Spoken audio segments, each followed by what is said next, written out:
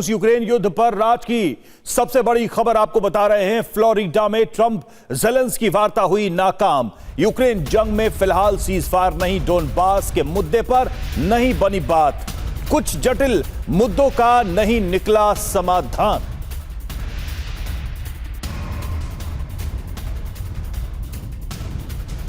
तो जिसकी उम्मीद की जा रही थी कुछ ऐसी स्थिति बनी है। डोनबास के मुद्दे पर बात नहीं बनी, यानी कि जो इलाके रूस अपने नियंत्रण में लेना चाहता है उस पर बात नहीं बनी है। ट्रंप और जेलेंस्की के बीच देखिए बैठक, और सबसे बड़ी बात क्या है कि जेलेंस्की हमेशा कहते रहे कि इस 20 पॉइंट के प्लान में 90% मुद्दों पर सहमति बनी, लेकिन जो मुख्य मुद्दा है उस पर अभी भी पेच फंस गया है। वार्ता यह नाकाम हुई है। यूक्रेन जंग के में फिलहाल सीजफायर की कोई उम्मीद दिखाई नहीं दे रही है। फ्लोरिडा में 2 घंटे हुई बातचीत, 20 पॉइंट पीस प्लान पर चर्चा भी हुई। पीस प्लान पर 90% सहमति, यह सब जेलेंस्की कह रहे हैं। और डोनबास में जनमत संग्रह पर विचार, अमेरिका यूरोप से भी डील हुई है, जेलेंस्की का दावा। और वहीं रूस यूक्रेन युद्ध पर एक और बड़ी खबर हम आपको बता रहे हैं। ट्रंप ने कहा अभी नहीं होगा युद्ध विराम। डोनबास पर सबसे ज्यादा विवाद, ट्रंप का बयान। प्रेसिडेंट ट्रंप ने कहा डोनबास पर नहीं बनी बात। ट्रंप ने कहा डोनबास चाहते हैं पुतिन। ट्रंप ने कहा अभी विवाद बरकरार है, कुछ हफ्तों में निकलेगा नतीजा, यूक्रेन जाने पर भी विचार। और पुतिन से बातचीत पर ट्रंप का बयान। ट्रंप पुतिन में फोन पर 2.5 घंटे बात हुई। कुछ हफ्तों में यूक्रेन युद्ध का निष्कर्ष, रूस यूक्रेन दोनों युद्ध विराम चाहते। तो फ्लोरिडा पहुंचने से पहले जेलेंस्की ने कनाडा में प्रधानमंत्री मार्क कार्नी से मुलाकात की। इस दौरान उन्होंने पुतिन को मैन ऑफ वॉर कहा, यानी एक ऐसा शख्स जिसे युद्ध प्रिय है। सिर्फ इतना ही नहीं, इसी दौरान यूक्रेन ने मॉस्को पर हमले शुरू कर दिए। दावा है कि जेलेंस्की का प्लान पुतिन को भड़काने का है ताकि शांति की कोशिशों को विफल किया जा सके। फ्लोरिडा मंथन से पहले जेलेंस्की के इस बयान ने नई बहस छेड़ दी। बहस इस बात को लेकर कि रूसी राष्ट्रपति को युद्ध पसंद,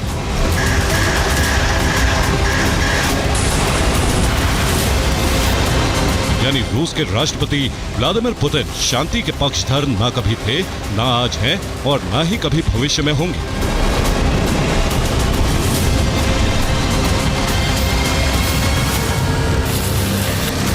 जेलेंस्की अमेरिका दौरे से पहले कनाडा पहुंचे थे, जहां उन्होंने कनाडा के प्रधानमंत्री मार्क कार्नी के सामने ये बयान दिया।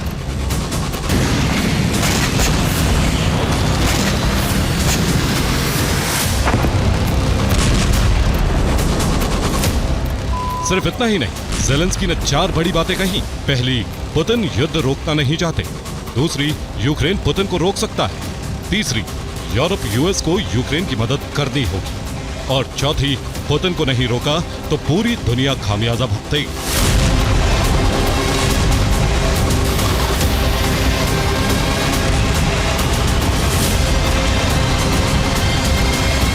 जेलेंस्की ने ये बातें उस वक्त कही जब शांति वार्ता अपने आखिरी दौर में चल रही, और वो खुद ट्रंप से मुलाकात करने वाले। ऐसे में इसे जेलेंस्की और यूरोप के नए षड्यंत्र से जोड़कर देखा जा रहा है।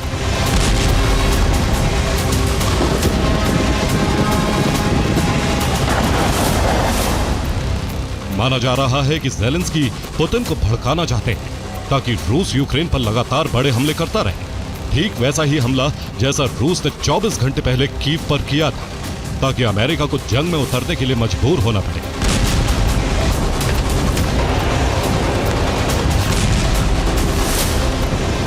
यही वजह है कि जेलेंस्की और उनके करीबी पुतिन को युद्ध का पक्षधर घोषित करने की कोशिश कर रहे हैं।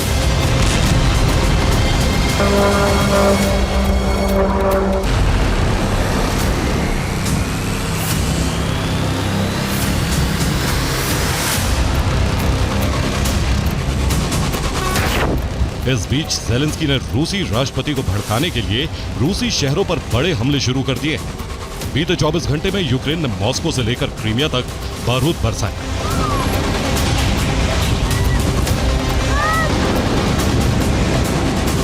यूक्रेन ने रूस के ब्रियांस्क, कलुगा, मॉस्को, तुला ओरियोल, स्मोलेंस्की, समारा और क्रीमिया पर हमला किया। रूस ने ब्रियांस्क और कलुगा में हथियार डिपो को नष्ट कर दिया, तो वहीं मॉस्को में यूक्रेन का टारगेट पावर स्टेशन थे। इसके अलावा समारा में यूक्रेन ने तेल रिफाइनरी पर ड्रोन से हमले किए।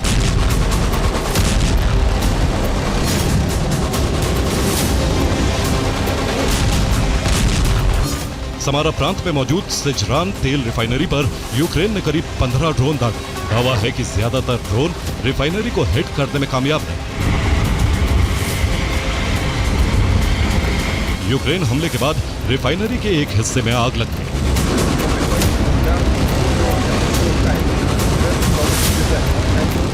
सिजरान में यूक्रेन के टारगेट पर पावर स्टेशन भी था। यूक्रेन का यह हमला भी कामयाब रहा, जिसके बाद शहर के बड़े हिस्से में ब्लैकआउट हो गया।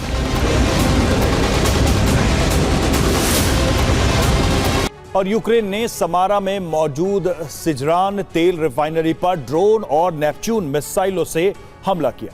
ये रिफाइनरी यूक्रेन बॉर्डर से करीब 930 किलोमीटर दूर है। यूक्रेन ने रिफाइनरी से कुछ दूरी पर मौजूद पावर स्टेशन को भी टारगेट किया है। यूक्रेन ने जिस सिजरान तेल रिफाइनरी को टारगेट किया वो रूस की वोल्गा नदी के पास मौजूद है। ये रूस की सबसे बड़ी तेल रिफाइनरियों में शामिल है। इसकी प्रतिवर्ष तेल रिफाइनरिंग क्षमता 85 लाख टन के आसपास है, जो रूस की कुल तेल रिफाइनिंग क्षमता का 3% से ज्यादा है। इस रिफाइनरी से मध्य और दक्षिण रूस में मौजूद एयरबेस पर पेट्रोल और डीजल की सप्लाई की जाती है। दिसंबर में सिजरान तेल रिफाइनरी पर यह दूसरा बड़ा हमला है। दावा है कि हमले में रिफाइनरी को काफी नुकसान पहुंचा है। इसकी 2 यूनिट बंद हो चुकी है।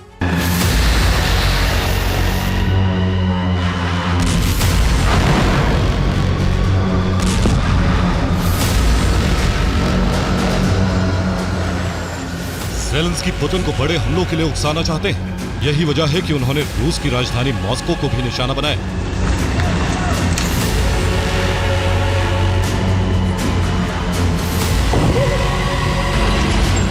आधी रात यूक्रेनी हमलों से मॉस्को में अलर्ट सायरन बज उठी।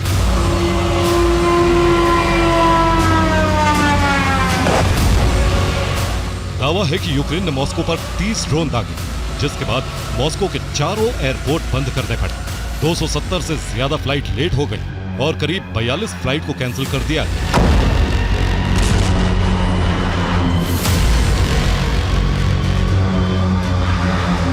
यूक्रेन ने सिर्फ मॉस्को को ही टारगेट नहीं किया, बल्कि ज़ेलेंस्की के आदेश पर रूसी कब्जे वाले डोनेस्क पर भी हमले किए।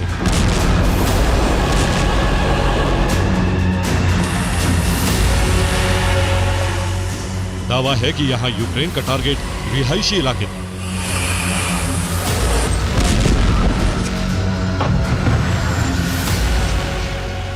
रात के वक्त डोनेस्क के आसमान में कई ड्रोन उड़ते नजर आए, जिसके बाद रूसी डिफेंस सिस्टम एक्टिवेट हो गए।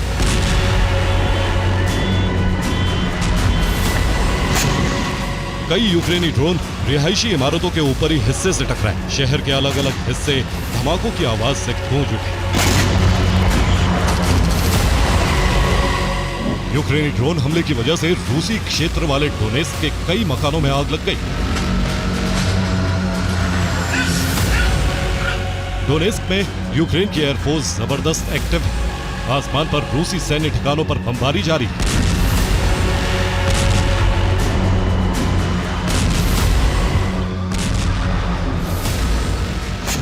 यूक्रेन ने रूसी सैन्य ठिकानों पर MiG-29 फाइटर जेट से बमबारी की। फ्रांस से मिले AASM 250 हैमर बम गिराया गया, जिससे यहां जबरदस्त तबाही मची।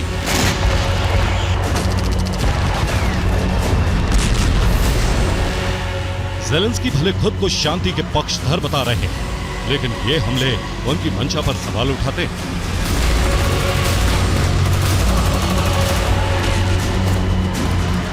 क्योंकि मॉस्को से लेकर रूसी कब्जे वाले डोनेस्क तक हमले युद्ध विराम की संभावनाओं को लगभग खत्म कर रहे हैं, और इससे यूक्रेनी राष्ट्रपति भी वाकिफ। Bureau report, TV9, Bharatvarsh.